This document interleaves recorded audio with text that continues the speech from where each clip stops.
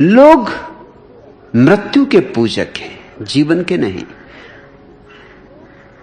फिर तुम मूर्ति बनाओगे, मंदिर बनाओगे, क्या क्या नहीं करोगे। मोहम्मद को जिंदगी भर सताया, एक गांव में टिक के रहने न दिया। मोहम्मद को पूरी जिंदगी जूझना पड़ा, और अब सारी दुनिया में मोहम्मद का गुणगान हो रहा है। कैसे अजीब लोग हैं, कैसा चमत्कार है। तुम पूछते हो योगक्षिण में, जीवित सदगुरु के पास होना इतना खतरनाक क्यों? जीवन के पास होना खतरनाक है, क्योंकि जीवन है असुरक्षा। मृत्यु में बड़ी सुरक्षा है। एक बार मर गए सो मर गए, फिर न कोई बीमारी लगती, फिर न कोई दोबारा मृत्यु हो सकती, न दिवाला निकलता, न चोरी होती, न डांका पड़ता। फिर तो विश्राम करो कब्रों में, विश्राम ही विश्राम।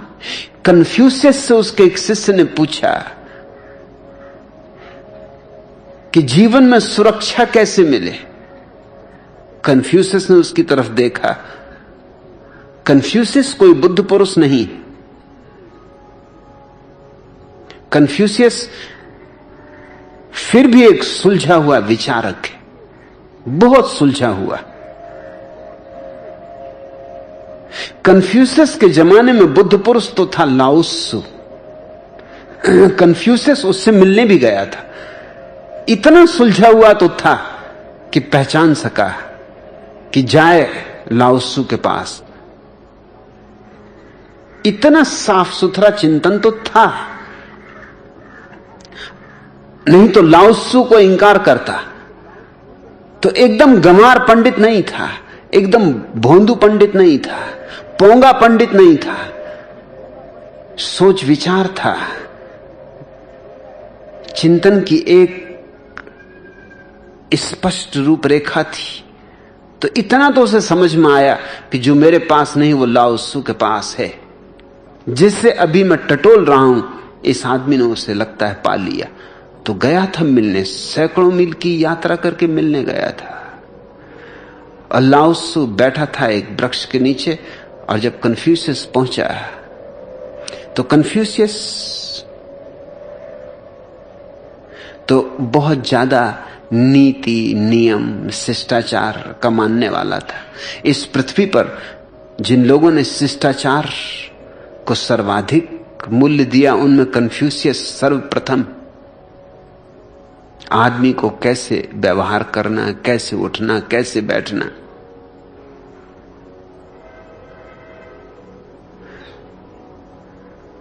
उसने झुक झुक के लाओत्सु को नमस्कार किया। लाओत्सु ने कहा, व्यर्थ परेशान ना हो, क्यों शरीर को कष्ट देते हो, बैठो। ये क्या झुक झुक के कोर्निस बजा रहे हो? ये कोई राजाओं का दरबार नहीं। ये क्या तुम खुशामत कर रहे हो? बैठो, बैठ जाओ चुपचाप। वो तो जो चीनी ढंग था, चीनी ढंग बड़ा विस्तारपूर्ण था। 7 बार झुकना, स्तुति करना। जब किसी महापुरुष के पास जाओ तो क्या क्या कहना, कैसे कैसे शब्दों में कहना। और लाओत्सु ने तो उसको तत्क्षण रोक दिया कि बकवास बंद कर, बैठ जा चुपचाप। घबरा के कन्फ्यूशियस बैठ गया। वो इतना घबरा गया, ऐसा कभी नहीं घबराया था। बड़े बड़े सम्राटों के पास गया था, सब जगह उसको प्रशंसा मिली थी, क्योंकि सम्राट तो खुशामत पसंद होते। लेकिन लाओत्सु ने कहा, ये तो क्या दरबारी बातें यहां लगा रखी, ये कोई दरबार है?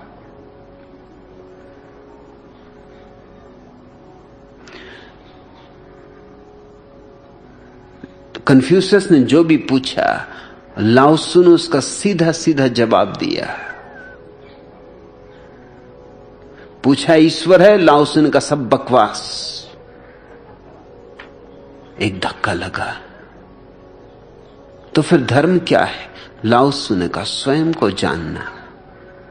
और जिसने स्वयं को जान लिया उसने ईश्वर को जान लिया। उसके पहले सब बकवास।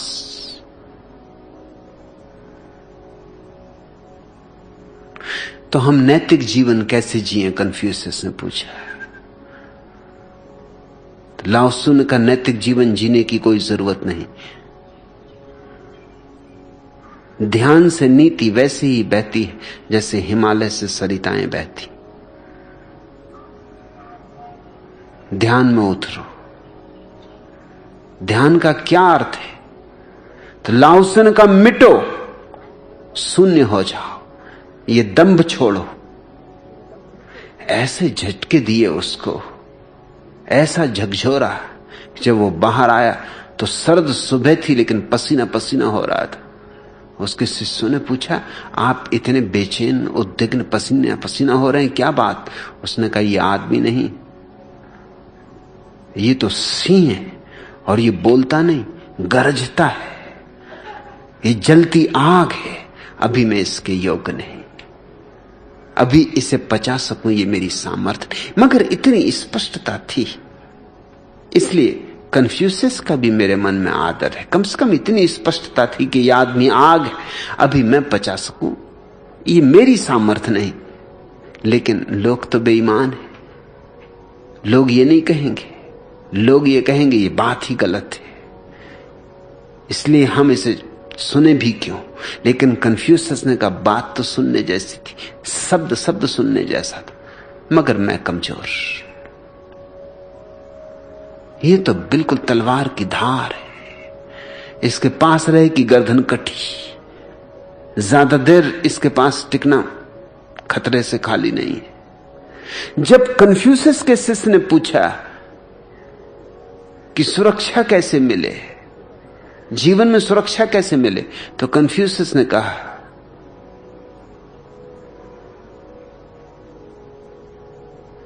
कि फिर कब्र में क्या करोगे? कब्र में सुरक्षा मिलेगी, सुरक्षा ही सुरक्षा, भोगना खूब, अभी तो जी लो। और अगर त्वरा से जीना है तो जाओ लाओत्सु के पास, उस खतरनाक आदमी के पास। मैं तो बूढ़ा हो गया, तुम अभी जवान हो, शायद तुम्हारे जीवन में अभी सामर्थ्य हो कि तुम उसे पी लो, पचा लो। और लाओत्सु तो ऐसे है जैसे क्षमा, बनो परवाने, चले जाओ, मैं तुम्हें नीति सिखा सकता हूं। लाओत्सु तुम्हें जीवन दे सकता है।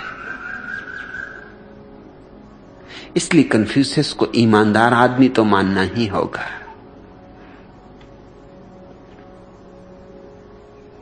सद्गुरु के पास होना खतरनाक है क्योंकि वो जीवन सिखाएगा, पलायन नहीं, जीवन निषेध नहीं, जीवन स्वीकार, जीवन का अहोभाव। तुम पूछते हो योगचिन में सब कुछ दांव पर लगाकर आपके बुद्ध ऊर्जा क्षेत्र में डूबने के लिए इतने कम लोग क्यों आ पाते? सब कुछ दांव पर लगाना है, वही तो अड़चन है। यहां समझौता नहीं है। यहां मैं तुमसे ये नहीं कहता कि चलो महाव्रत नहीं साधते तो अणुव्रत साधो।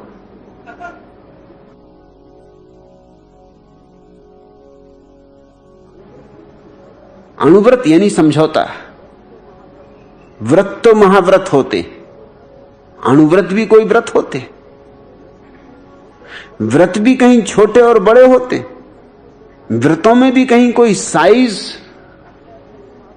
क्या अपने अपने हिसाब से साध लो, जितना बने उतना साध लो, कि जब सुविधा हो सत्य बोल लेना, जब सुविधा ना हो तो असत्य बोल देना। ये अणुव्रत। और सुविधा जब होती तब तो कोई भी सत्य बोलता है, इसमें साधना क्या है? सच तो यह है कि कभी कभी लोग सत्य ही इसलिए बोलते हैं कि सत्य बोल के ही नुकसान पहुंचाया जा सकता है। जैसे किसी आदमी को तुम्हें सजा करवानी हो और तुम अदालत में जाके सच बोल दो, तो तुम ये मत सोचना कि तुम सत्यवादी हो। तुम्हारे इरादे नेक नहीं थे, तुम बदमाश हो, तुम बेईमान हो, तुम चोर हो। तुम सत्य बोलने अदालत में नहीं गए थे, तुम गए थे कि इस आदमी को सजा हो जाए, कि ऐसा मौका तुम न चूक सके। दोहरे हाथ, अरे एक पत्थर से 2 चिड़ियां मार ली। सत्य भी बोल लिया, सो ईश्वर के खाते में भी लिखवा लिया कि देखो सत्य बोला, और इसको भी 5 साल की सजा करवा दी। एक छोटे से बच्चे को अदालत में गवाही के लिए लाया गया। मजिस्ट्रेट ने उसे कहा कि कसम खा कि सत्य ही बोलेगा। उसने कहा कि ठीक है, आप कहते हैं तो कसम खाता हूं कि सत्य ही बोलूंगा। फिर मजिस्ट्रेट ने कहा कि बोल, तुझे क्या कहना? उसने कहा मुझे अब कुछ नहीं कहना, आपने पहले मेरा मुंह बंद कर दिया। छोटा बच्चा था, सीधा साफ, आपने मेरा मुंह पहले ही बंद कर दिया। अगर बोलूं तो असत्य बोल सकता हूं, क्योंकि वही मैं सिखा पढ़ा के भेजा गया हूं, और वो आपने कसम खिला दी, और सत्य में बोल नहीं सकता, और सत्य ही बोलना है, इसलिए अब बोलने को कुछ बचे नहीं। जयराम जी, मैं ये चला, आपने पहली बाधा ऐसी लगा दी। लोग सत्य बोलते हैं चोट पहुंचाने के लिए, कभी कभी सत्य को ऐसा उपयोग करते हैं जैसे गालियों का उपयोग किया जाता है, गर्दनें काटने के लिए। वही तुम झूठ का उपयोग करते हो, वही तुम सत्य का उपयोग करते हो। सवाल उपयोग का है, सवाल इसका नहीं कि तुमने क्या बोला। तुम धर्म का उपयोग भी गर्दनें काटने के लिए करते हो, और तुम अधर्म का उपयोग भी उसी के लिए करते हो। तुम्हारी दुनिया में धर्म और अधर्म में भेद क्या है? तुम्हें आग लगानी है, आदमी मारने, तुम्हें लोगों की जितनी ज्यादा हानि संभव हो सके उतनी हानि करनी, जितना शोषण बन सके उतना शोषण करना है। अधर्म से हो तो अधर्म से, और धर्म से हो जाए तो कहना ही क्या। दोनों दुनियाएं साध ली। रात पी भी ली, सुबह तौबा भी कर ली। न दुनिया हाथ से गई, न जन्नत हाथ से गई। तुम चालबाज हो, और इन चालबाजों से धर्म बुरी तरह छत विछत हुआ है। तुम पूछ रहे हो कि सब कुछ दांव पर लगाकर, योग चिन्ह में तुमने भी सब कुछ दांव पर लगाया है। सब कुछ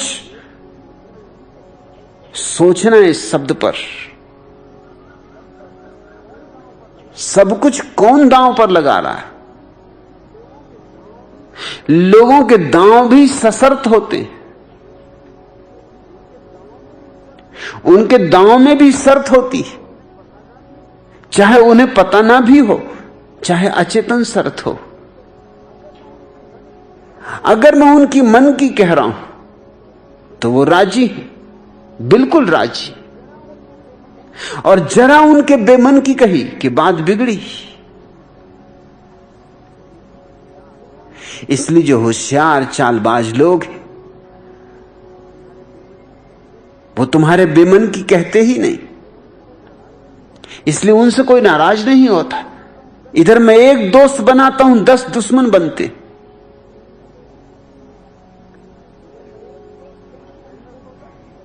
बड़ा महंगा सौदा है ये। यहां एक दोस्त बनाना मुश्किल हो जाता है, और दुश्मन एक दोस्त को बनाने में मैं कितने बना लेता हूं। लेकिन चालबाज लोग ऐसा नहीं करते। चालबाज लोग होशियारी से चलते हैं, वो किसी को दुश्मन नहीं बनाते। एक महात्मा से सेठ चंदूलाल ने पूछा, मेरा इंटरव्यू लेटर आया है, जाऊं या नहीं महाराज, आपकी क्या राय? महात्मा ने कहा, भाई मेरी तो यही राय है कि अगर तो आपको जाना हो तो जरूर जाएं, अगर नहीं जाना हो तो हरगिज न जाएं। ऐसे लोगों के दुश्मन नहीं बन सकते। क्या गजब की राय दी कि अगर जाना हो तो जरूर जाएं, अगर न जाना हो हरगिज न जाएं। ऐसे लोगों से लोग प्रसन्न होते हैं, आनंदित होते हैं, आह्लादित होते हैं।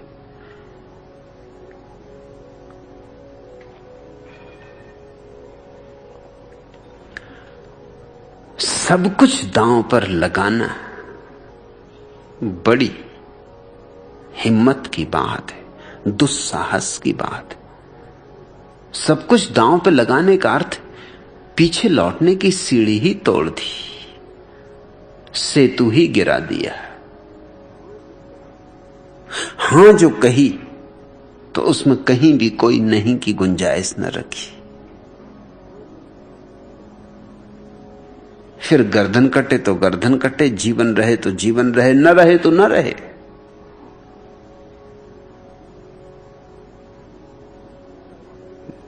योग चिन्मय को अपने से पूछना चाहिए, प्रत्येक को अपने से पूछना चाहिए कि सब दांव पर लगाया है या मन को भाती है जो बात, रुचती है जो बात, उसमें मुझसे राजी हो जाते। जो नहीं रुचती या तो उसको सुनते ही नहीं, या सुन भी ली तो अनसुनी कर जाते हो। और जो करते भी हो उसमें भी कितनी होशियारियां करते हो। मुझे लोग पत्र लिखते हैं कि अगर आपकी आज्ञा हो तो मैं 1-2 महीने के लिए घर हो आऊं। अगर मैं कह दूं हो आओ तो वो बड़े प्रसन्न, अगर मैं कह दूं नहीं तो वो बड़े दुखी। मगर तुम्हारे दुख ने सब कह दिया, क्यों मांगी थी आज्ञा? आज्ञा मांगने की कोई जरूरत न थी। आज्ञा मांगी इसीलिए थी कि मैं वही कहूं जो तुम चाहते हो। तो फिर मुझसे बिना आज्ञा मांगे कर लेना था, जरूरत क्या थी? मुझे किस लिए परेशान किया? और फिर उदास बैठे, फिर दुखी बैठे, फिर जगह जगह अपनी उदासी की चर्चा करते फिर रहे हैं कि मुझे आज्ञा नहीं मिली जाने की, फलाने को आज्ञा मिल गई जाने को, उसको हां भर दिया, मुझे हां नहीं भरा। फिर लाख शिकायतें कर रहे। और तुमसे पूछा किसने था कि तुम आज्ञा मांगो? तुम चले जाते, जिसको जाना है वो जाए, मजे से जाए। लेकिन बेईमानी देखते हो, जाना भी चाहते हो और ये भी बताना चाहते हो कि आज्ञा के अनुसार जा रहे हो, क्योंकि मैंने कहा इसलिए जा रहे हो। अगर मैं मना कर देता तो कभी ना जाते। मगर तब तुम इस तरह का चारों तरफ उदास चेहरा लिए घूमते कि सारे आश्रम को पता चल जाए कि तुम्हारी शिकायत क्या है। लोग जो काम मुझसे कहते हैं, जो आप काम कहें वही हम करेंगे, मगर उन्हें जो काम दिया जाता वो नहीं जमता। इसमें ये तकलीफ आती, इसमें ये तकलीफ आती, इसमें ये तकलीफ आती। जब तक उनको वो काम नहीं मिल जाता जो वो करना चाहते। इतना समय क्यों खराब करवाया? पहले ही कहते थे कि मैं ये काम करना चाहता हूं, मगर ये मजा भी लेना था कि समर्पण हमारा पूरा है, जो आज्ञा दी जाएगी वह हम करेंगे।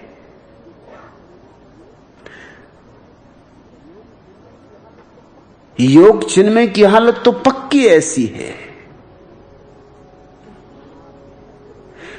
यहां आश्रम में थे, अब तो वो सासवड़ में है। उनके पास ही एक नल को 8 बजे बंद करना होता था। उनको कहा गया कि 8 बजे नल बंद कर दिया करे, कि वो मैं नहीं कर सकता हूं क्योंकि मुझे रोज याद नहीं रह सकता।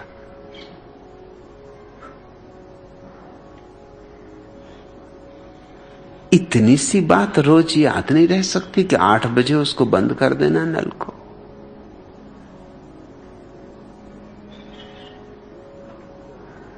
उन्हें जो भी काम दिया जाता है इतना ही मैं करूंगा, इतना ही हो सकता है। क्षमता उनकी बहुत है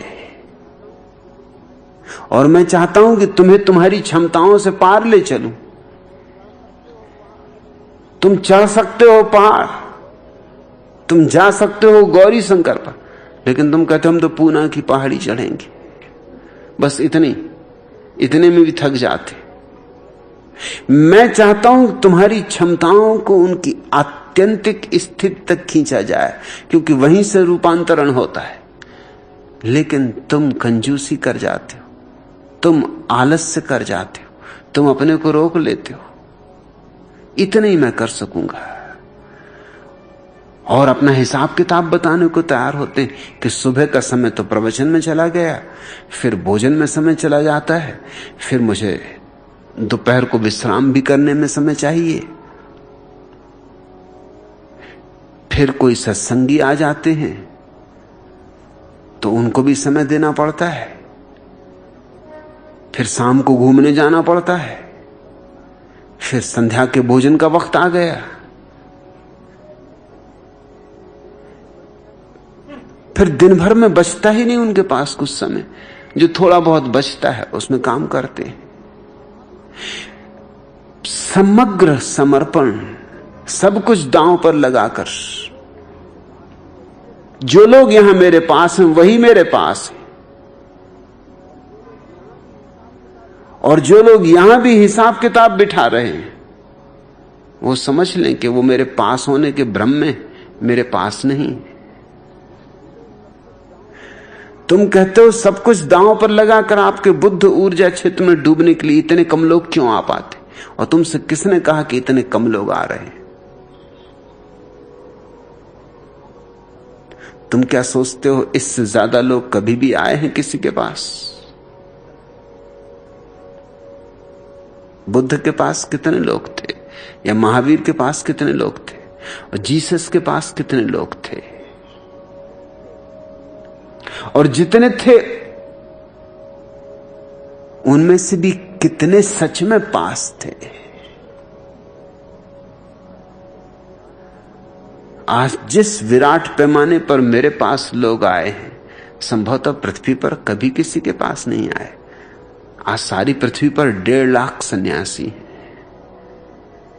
बुद्ध और महावीर के ऊर्जा क्षेत्र तो बहुत सीमित थे, बिहार के बाहर नहीं। बिहार शब्द ही इसीलिए पड़ गया उस प्रांत का क्योंकि वहां बुद्ध और महावीर घूमते थे, बिहार करते थे, इसलिए बिहार नाम पड़ गया। जिस सीमा को उन्होंने भ्रमण किया था वही बिहार की सीमा है। बिहार के बाहर से तो कोई आना जाना बहुत हुआ नहीं। जीसस तो जेरूसलम के आसपास सीमित रहे। 12 शिष्य थे खास, उनमें से भी एक ने उन्हें 30 रुपए में बेच दिया, और बाकी 11 भी जब जीसस को सूली लगी भाग खड़े हुए। जो लोग जीसस के पास सूली के बाद भी मौजूद रहे, जो उनको सूली से उतारने गए, तुम चकित होगे कि दुनिया कैसी अद्भुत है। 3 स्त्रियां जीसस को उतारने गई थी सूली से। इसलिए मेरा स्त्रियों पर भरोसा ज्यादा है पुरुषों की बजाय। मुझसे लोग बार बार पूछते हैं कि आपने इस आश्रम में स्त्रियों को सर्वाधिक कार्य क्यों दे रखा है। मेरा उन पर ज्यादा भरोसा है।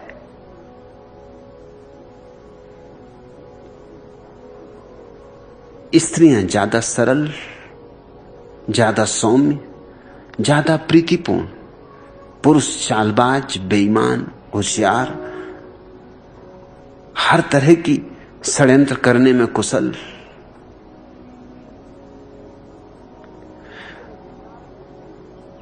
अपने हिसाब से चलें और दूसरों को भी अपने हिसाब से चलाएं, ऐसी आकांक्षा से भरे हुए। और जब जैसा मौका देखें, अवसरवादी। 11 ही शिष्य भाग गए। यद्यपि बड़े मजे की बात है कि जिन 3 स्त्रियों ने जीसस को सूली से उतारा, ईसाई उनमें से तीनों में से किसी की पूजा नहीं करते। पूजा उन 11 की होती अब भी जो भाग गए थे। क्या मजा है। अब भी उन 11 भगोड़ों को जीसस का गणधर अपसल्स कहा जाता है। अब भी वे ही उनके खास शिष्य। मजबूरी थी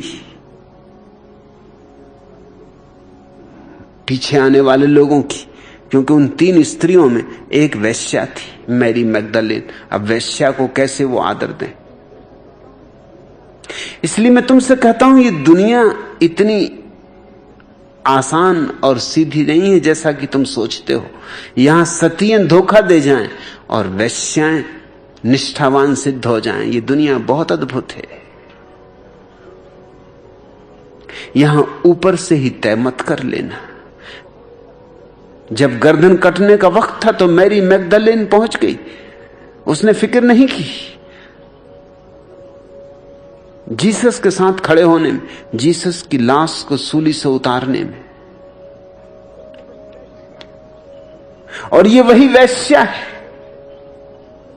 जिसने एक दिन जीसस के पैरों पर आकर इत्र की बोतल उंडेल दी थी, धोने के लिए पैर, और अपने बालों से पैरों को पहुंचा था। तो जुदास ने, जिसने कि 30 रुपए में बाद में जीसस को बेचा, उसने ऐतराज किया था। ये जरा मजे की बात है, ये घटना सोचने जैसी। जुदास ने, जिसने कि जीसस को मरवाया, उसने ही ऐतराज किया था कि आपको शर्म नहीं आती कि वेश्या को पैर छूने देते।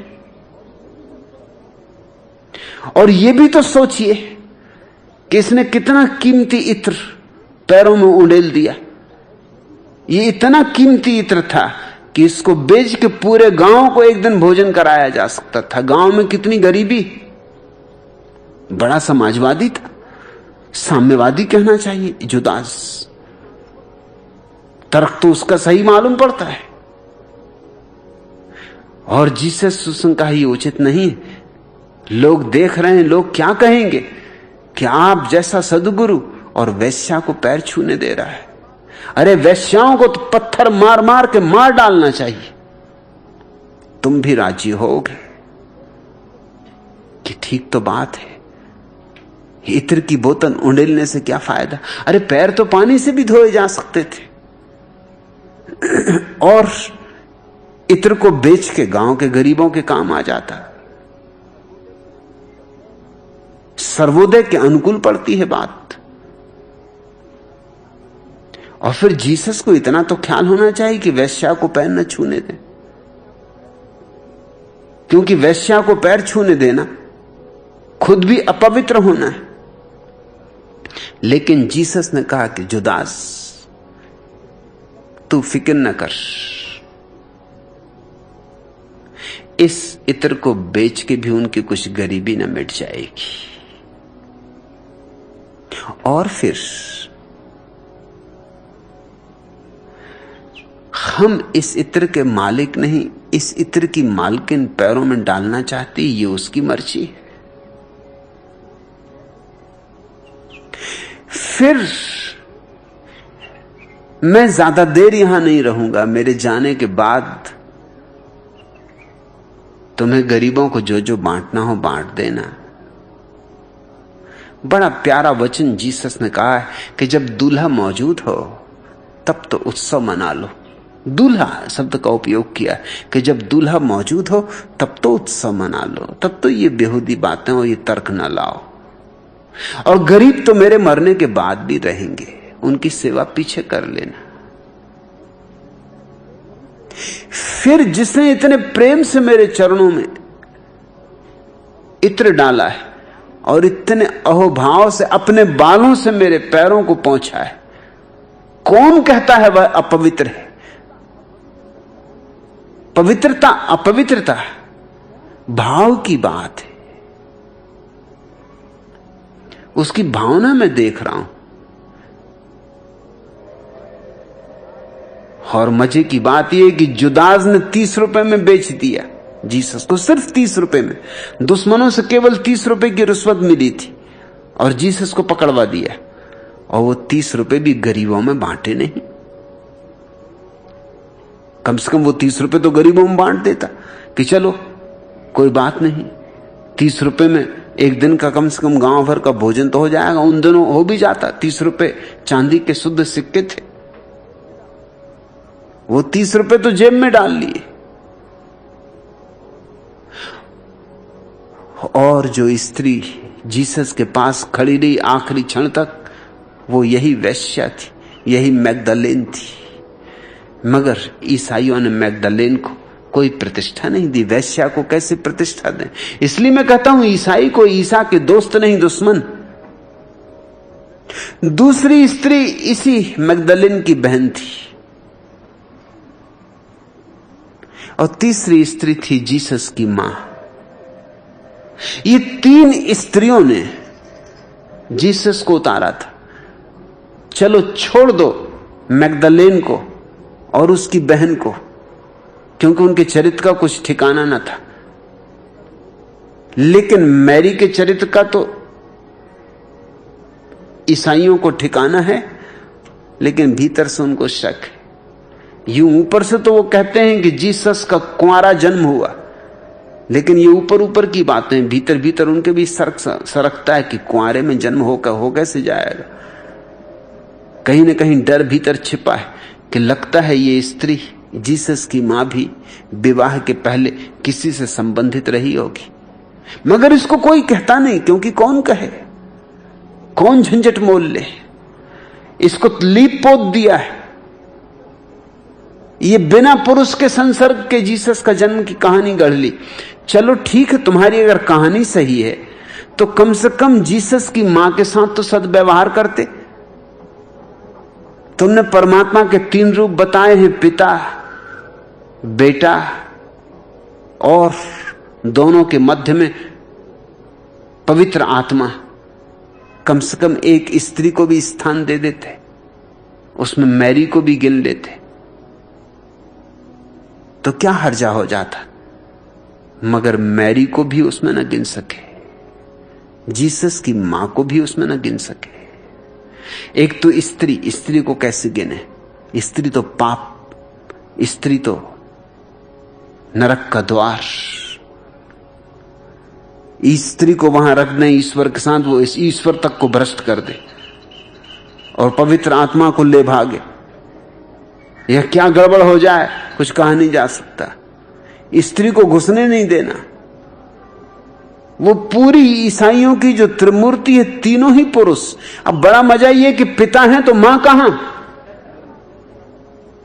ये पिता बिना ही मां के पिता है। मगर ये मजा चलता है। तुम ईसाई पादरी को पिता कहते हो, फादर। उससे कभी पूछो भी तो मदर कहां?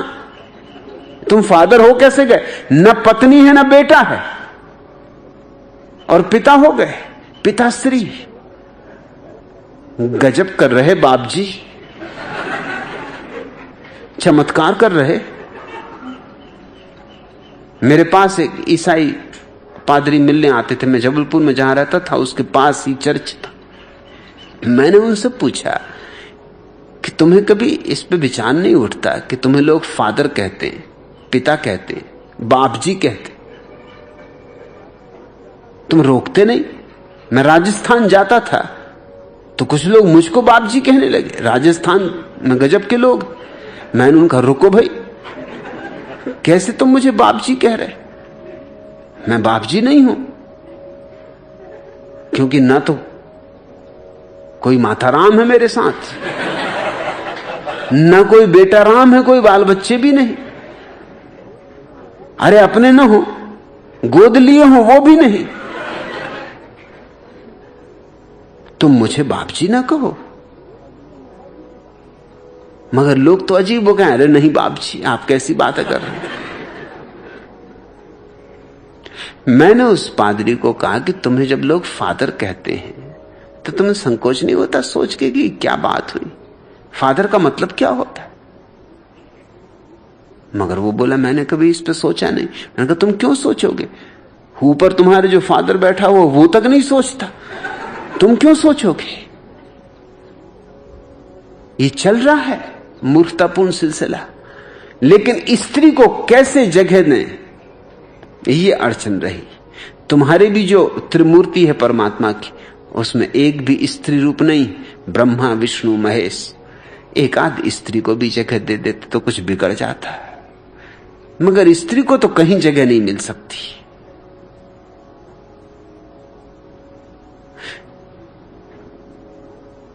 मुझे तो स्त्री के जीवन में ज्यादा स्वास्थ्य और ज्यादा प्रेम दिखाई पड़ता है। इसलिए बहुत सी स्त्रियां तुम्हारे महात्मा और संत और महंत नहीं हो सकी, क्योंकि वे इतनी जीवन विरोधी नहीं हो सकी। वे हो नहीं सकती इतनी जीवन विरोधी। पुरुष में ये जीवन विरोध बड़े जल्दी पैदा होता है, वो भगोड़ा हो जाता है। इसलिए अगर मेरे पास स्त्रियों का एक बहुत बड़ा वर्ग इकट्ठा हो रहा है तो आश्चर्य नहीं, क्योंकि जीवन का समर्थन कभी किसी ने इस प्रगाढ़ता से नहीं किया जिस प्रगाढ़ता से मैं कर रहा हूं।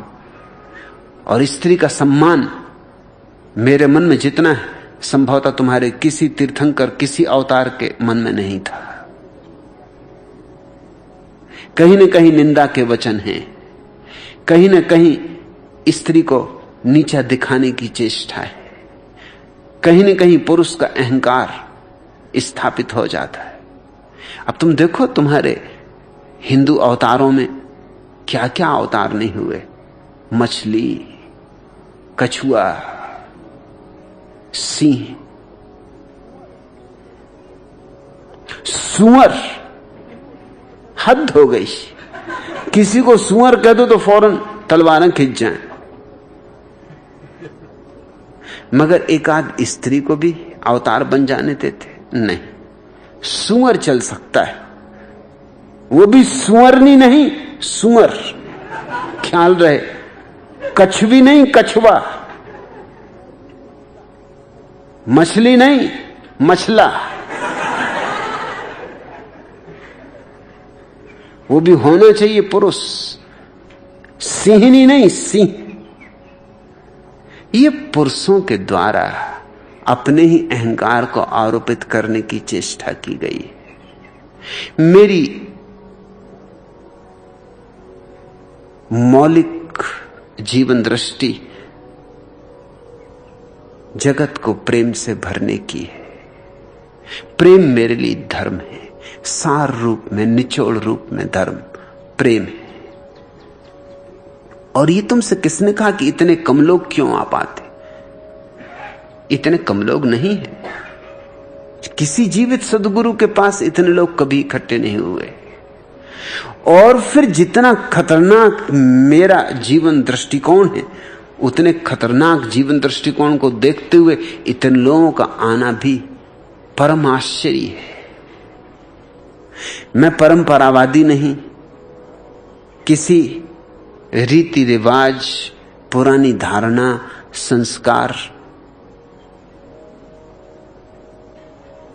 इनसे मेरा कुछ नाता नहीं।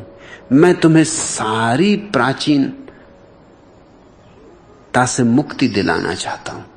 मैं तुम्हें चाहता हूं कि तुम नित्य नूतन होते रहो, रोज रोज अतीत के प्रति मरते रहो।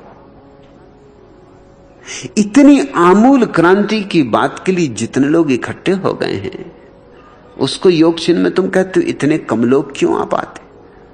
तुम्हें गिनती आती?